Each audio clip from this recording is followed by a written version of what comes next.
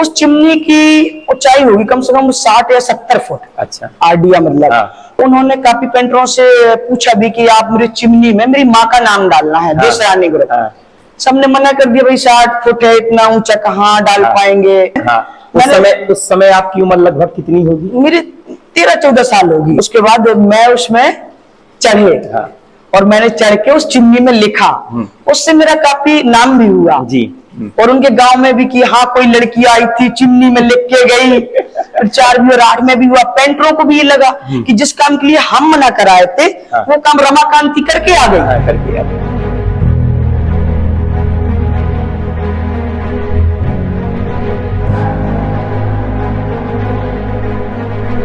जो तपते हैं घिसते हैं सत्यवीर कहलाते हैं, सौभाग्य न सब दिन सोता है, देखे आगे क्या क्या होता है।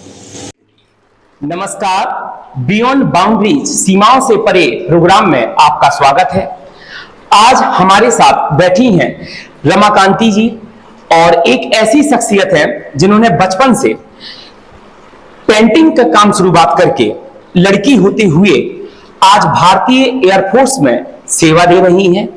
तो उनके जीवन के बारे में और आने वाले संघर्ष और चुनौती के बारे में जानेंगे, क्योंकि वर्तमान 2025 में लड़का और लड़की में ज्यादा अंतर नहीं समझा जाता है, लेकिन आज के 15 साल पहले लड़का और लड़की में काफी अंतर था और लड़की के काम के चुनाव में अगर कोई ऐसा काम करती है तो संघर्ष भी कुछ ज्यादा करना होता था।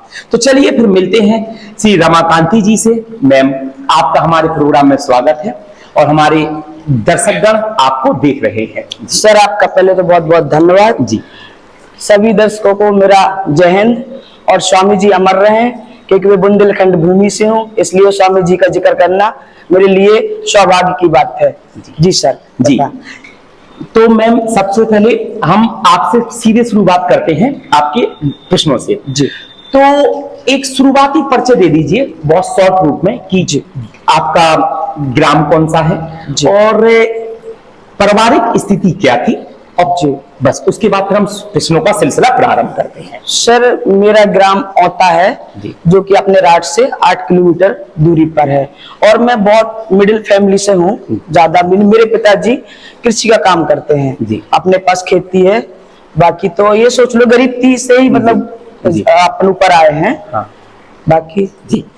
तो इसी क्रम में पहला प्रश्न है कि जैसा कि आपने लड़की होते हुए आज के कुछ साल पहले वॉल पेंटिंग, दीवारों पर पेंटिंग प्रारंभ करी और ठेका लेना प्रारंभ किया कि सरकारी कोई प्रचार है तो वो भी गांव-गांव की दीवारों पर जाकर पेंट करना। तो ये पहला प्रश्न ये है कि आपने वॉल पेंटिंग की शुरुआत कब और कैसे की?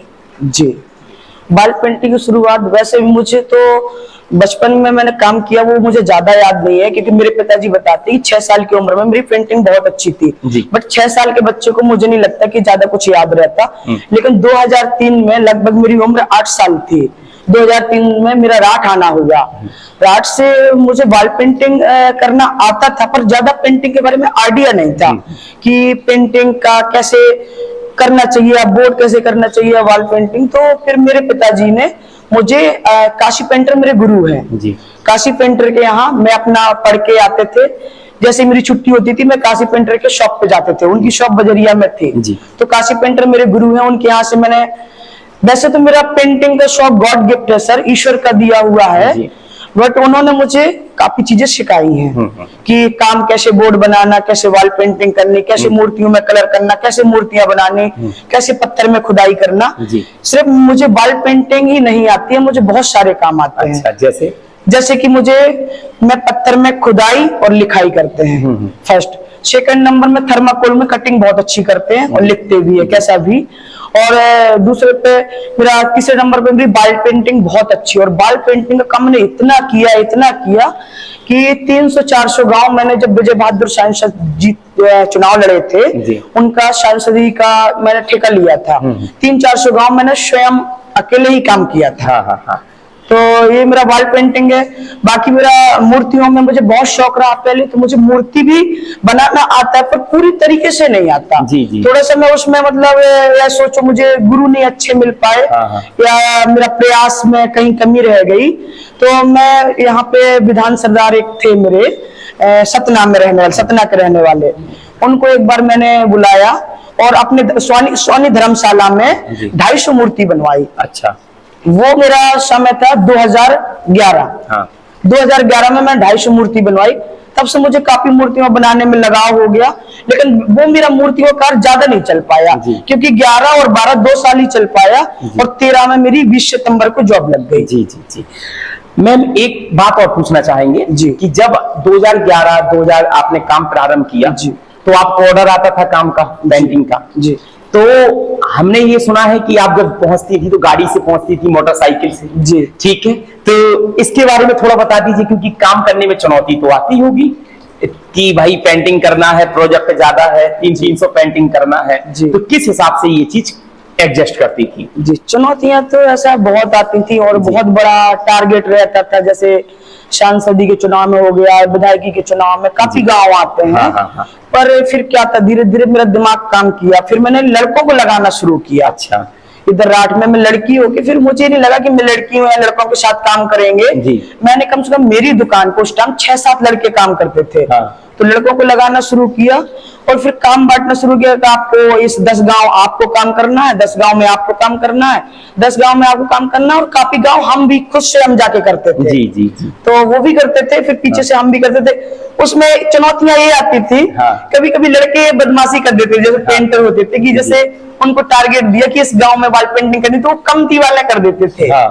तो फिर मेरे दिमाग में एक दिन एक बात आई कि मैं कैसे इस चीज को सही करूं। तो मैंने उनसे कहा कि अब आप गांव में जाके सिर्फ एक गांव में जाके 10 दीवार लिखेंगे और आपको 100 गांव लिखने हैं। अच्छा। और मैं किसी भी गांव में जाके आपको बताएंगे नहीं, और उस गांव में जाके मैं गिनती कर लेंगे।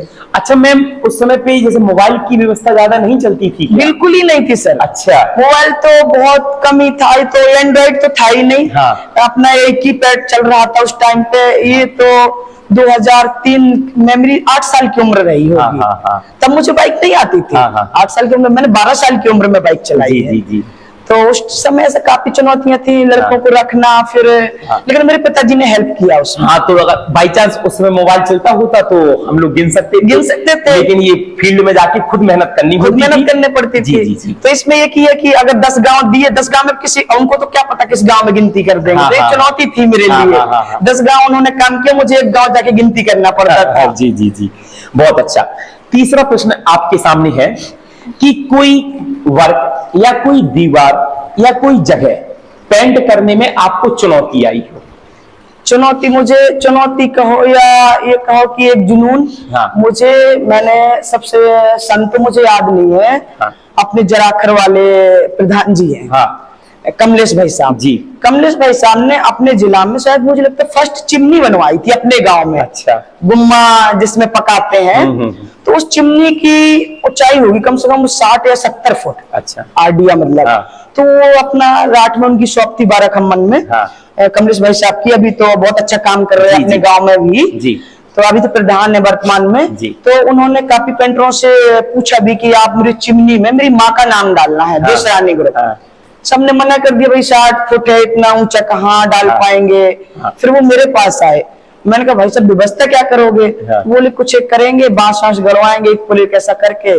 फिर मुझे लगा ये तो मेरे लिए चुनौती तो है, क्योंकि उम्र भी मेरी कम थी, इतने दूर चढ़ना भी है। उस समय आपकी उम्र लगभग कितनी होगी? मेरी 13-14 साल होगी। बताइए, 13-14 साल कितना कम उम्र है। जी मैम, क्योंकि 13-14 साल मेरी उम्र थी। फिर मुझे लगा, मैंने कहा ठीक है। फिर मैंने भाई साहब से हाँ कह दिया, कमलेश भाई साहब से, ठीक है मैं आके काम करेंगे। भाई साहब ने अपना मतलब वही बांस आस, जो गांव में देखते व्यवस्था ज्यादा वैसी तो रहती नहीं है, बांस आस लगा के वो किया। उसके बाद मैं उसमें चढ़े और मैंने चढ़ के उस चिमनी में लिखा। उससे मेरा काफी नाम भी हुआ जी। और उनके गांव में भी कि हाँ कोई लड़की आई थी, चिमनी में लिख के गई। 4 भी और 8 में भी हुआ। पेंटरों को भी ये लगा कि जिस काम के लिए हम मना कराए थे वो काम रमाकांति करके आ गई। तो वो मेरे लिए चुनौती था फर्स्ट टाइम, इतनी ऊंचाई में और चिमनी में ऊंचाई में काम करना। बहुत अच्छा। अगला प्रश्न बहुत महत्वपूर्ण प्रश्न है, क्योंकि आपके परिवार और दोस्तों को इस जुनून को लेकर क्या रिएक्शन था? परिवार ने तो सर मेरा हमेशा सपोर्ट किया जी। मतलब कोई ऐसा रिएक्शन नहीं था। मेरे पिताजी भी सपोर्ट करते रहे। जैसे कभी मुझे जरूरत होती थी पिताजी की कहीं कहीं, जैसे किसी गांव में वॉल पेंटिंग करना, या वो मुझे रास्ताएं नहीं पता थी गांव की, तो मेरे पिताजी लेके मुझे जाते थे। और दोस्तों का पूरा सपोर्ट था। जितना भी मेरे दोस्त, मेरे दोस्त मतलब दोनों, मतलब लेडीज भी रहे और जेंट्स भी रहे। ऐसा नहीं था कि मेरे दोस्त, मैं लड़की हूँ तो मेरे जेंट्स नहीं, मेरे जेंट्स भी मेरे बहुत सारे दोस्त थे, मेरे मतलब लेडीज भी मेरी बहुत सारी दोस्त। जी जी जी। दोस्तों का मुझे भरपूर सपोर्ट मिला। और अच्छे घरों से सपोर्ट मिला। जैसे कि मेरी एक दोस्त है वंदना राजपूत। अच्छा। वो रेगवारा वाले अभिषेक ट्रेवल्स नाम से आपने बसें भी देखी जी, जी, जी, जी। उन्होंने मेरा बहुत सपोर्ट किया। एक हेमा राजपूत है, उन्होंने भी मेरा सपोर्ट किया। एक रोशनी राजपूत है, उन्होंने भी मेरा सपोर्ट किया। और एक रचना आर्या है, चिल्ली से है, मतलब मार्ट साहब की बेटी, उन्होंने भी मेरा सपोर्ट किया। और बाकी आपके पिताजी रहे, बाकी बुजुर्ग सब का मेरे आशीर्वाद था। कभी मुझे जरूरत होती तो पिताजी सब कोई मतलब मेरा सपोर्ट भरपूर करता था। राज क्षेत्र में पूरा सपोर्ट मिला मुझे। बहुत अच्छा। अगला प्रश्न, क्या आपने कभी पब्लिक स्पेस में पेंटिंग की? बहुत बार मौका आया होगा जहां पर पब्लिक में पेंटिंग चल रही है, जनता खड़ी है सामने, बहुत बार। उसका अनुभव कैसा रहता था जब जनता आपको देख रही है, आप एज ए लड़की होकर पेंटिंग कर रही हैं तो? जी सर, जैसे मैंने कभी प्लेस बहुत काम किया, मैंने किलोमीटरों में काम किया। किलोमीटरों में जब काम किया तो जैसे किसी गांव में आया, 1 किलोमीटर पे 1 किलोमीटर रहता है, तो एक से फिर दूसरा तीसरा, तो बहुत सारे गांव पड़ते थे। किलोमीटर मेरे लिए मैंने बहुत, अमरचंद भाई साहब थे ठेकेदार उस टाइम पे अपने कोठा वाले, तो इन्होंने मुझे काम दिया था किलोमीटर का। और सड़क योजनाएं थी काफी, स्कूलों में भी जा जाके मैंने बहुत काम किया। और मतलब उस टाइम में एक काम आया था सर्व शिक्षा अभियान वाला। तो शुरुआत में जैसे आप काम करने जाती होंगी पब्लिक में, मान लीजिए पहला दूसरा काम है, आपको लोग जानते नहीं है, आमतौर पर ये था पहले समय की भाई पेंटिंग है तो लड़का ही करने आएगा, तो आप पहुंचती होंगी तो जनता का क्या रिएक्ट होता था?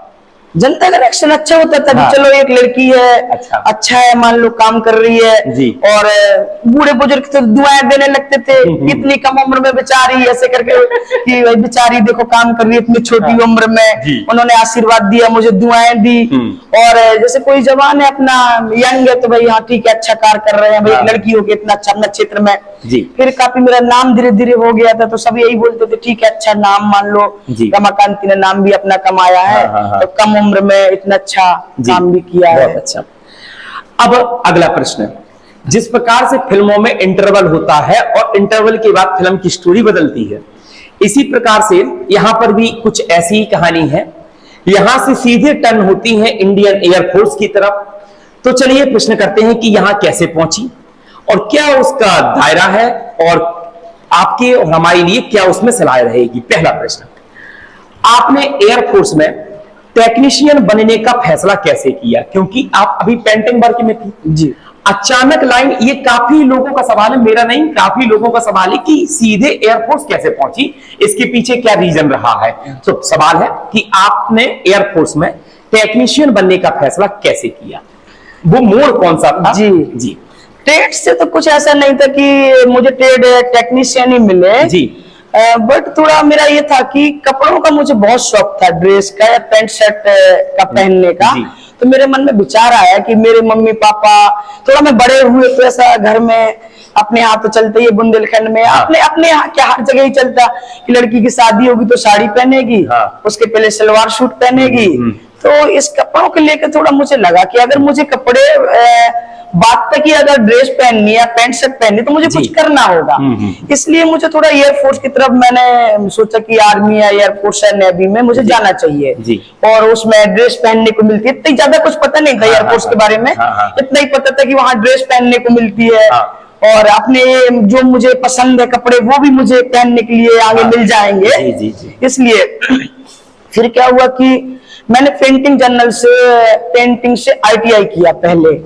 तो मेरा क्या था कि मुझे ये पहले शौक था टीचर बनने का थोड़ा सा, कि मैं जाऊं किसी ITI करके किसी ITI कॉलेज में बच्चों को पढ़ाऊं और पेंटिंग सिखाऊं। तो पेंटिंग से मुझे बहुत शौक था, मैंने ITI किया। फिर उसमें क्या हुआ कि मुझे सक्सेस नहीं मिली, उस टाइम वैकेंसी भी नहीं थी ऐसा पेंटिंग में, और जल्दी 1-2 फॉर्म डाला, मेरा नहीं हुआ। फिर मैंने ट्रेड चेंज किया, फिर मैंने ITI फिटर से किया अपने राज से। जब मैंने फिटर से ITI किया तो फिर एयरफोर्स की वैकेंसी निकली। अच्छा। तो उसमें ITI मांगा था और भी उसमें मांगा था कि आपके पास कोई और भी डिप्लोमा हो तो आपको वरीयता दी जाएगी। जी। तो फिटर से ITI मेरा था तो मैं टेक्नीशियन में चले गए। बाकी मेरी और भी डिप्लोमा जो थे, मेरा पेंटर का था, पेंटर से मैंने जनरल ITI कर रखा था, फिर मैंने पेंटिंग का भी डिप्लोमा लगा दिया उसमें, अपना फिटर का भी लगा दिया, फिर मैंने एग्जाम दिया, फिर मेरा एयरफोर्स में मेरा शौक भी पूरा हो गया कपड़ों का और मैं टेक्नीशियन एयरफोर्स में टेक्नीशियन बन गए। जी, बहुत अच्छा, बहुत बढ़िया। तो एयरफोर्स में आपका पहला दिन कैसा था और क्या आप उस समय नर्वस थी जब पहले दिन गए? तो कैसा था पहला दिन? पहला दिन थोड़ा तो नर्वस सबको ही होता है हर जगह, जैसे अब उधर पे कि हो पाएगा कि नहीं हो पाएगा। तो मैं पहली छुट्टी में आए, मुझे लग रहा था क्या मैं कर पाऊं या नहीं, या मेरे लिए क्षेत्र में यहाँ नाम एयरफोर्स में थोड़ा सा नाम वैसे तो था, इधर मेरा ज्यादा नाम था। फिर मैं पहली छुट्टी मुझे आइडिया शायद में 3 महीने बाद आए। फिर मैं अपने गुरु से मिले, काशी पेंटर से। उन्होंने कहा कि चाहे जो कुछ हो जाए जॉब नहीं छोड़ना। तो फिर मुझे लगा कि अब तो करना ही करना है। फिर मैं दोबारा वापस चले गए। फिर मैंने कहा अब नहीं जॉब छोड़नी, क्योंकि मेरे गुरुजी कह रहे कि देखो ये तो पेंटिंग तो चलता रहेगा लाइफ टाइम, आपका ये शौक है, हुनर है, इसको आप वहां भी करते रहिएगा, रात भी कभी आइएगा तो रात में भी करिएगा, लेकिन आप अपना योगदान, अगर ये आपका सौभाग्य है कि आप देश के लिए थोड़ा कुछ कर पा रहे हो। उन्होंने मुझे समझाया, जो अपने काशी पेंटर माने हुए क्षेत्र के पेंटर है, वो मेरे गुरु है। उन्होंने कहा कि अगर आप देश के लिए थोड़ा सा भी कुछ कर पा रहे तो बेटा मैं आपको एक ही बात कहूंगा कि आप फोर्स में रहो। जी, बहुत अच्छा। अगला सवाल, ट्रेनिंग के दौरान मान लीजिए एयरफोर्स में आप गई तो कुछ तो शुरुआत में ट्रेनिंग होती ही है या आपको कार्य सिखाया जाता है, तो ट्रेनिंग के दौरान सबसे कठिन चीज क्या थी, या थोड़ा ट्रेनिंग के बारे में बता दीजिए। ट्रेनिंग के दौरान ऐसा कुछ बहुत कठिन नहीं था, कठिन भी था जैसे थोड़ा सा, लेकिन एडजस्ट कर लेते थे। इतना मेहनत मैंने पहले से ही बचपन से यहाँ किया था, तो मुझे मेहनत से तो डर नहीं लगता था। और हमारा प्रोविजनिंग पीरियड चलता है 2 साल ट्रेनिंग के बाद, उसमें जैसे कुछ कमियां होती हैं तो ये भी सरकार के पास वो है कि वो निकाल भी दिया जा सकता है। प्रोविजनिंग पीरियड जो 2 साल का चलता है। अच्छा, ट्रेनिंग के बारे में थोड़ा सा अगर इजाजत हो तो यहाँ पर बताइएगा कि ट्रेनिंग में क्या होता है। ट्रेनिंग में ज्यादा कुछ नहीं, मतलब ज्यादा इजाजत तो नहीं है एयरफोर्स के बारे में बताने के लिए। तो सुरक्षा की दृष्टि से मैं इसको इधरी पूर्वविराम देते हैं, क्योंकि ये मेरे लिए थोड़ा सही नहीं है। ठीक, ओके। अपने लिए भी सही है, थोड़ा देश के लिए भी सही। ओके जी, थैंक यू।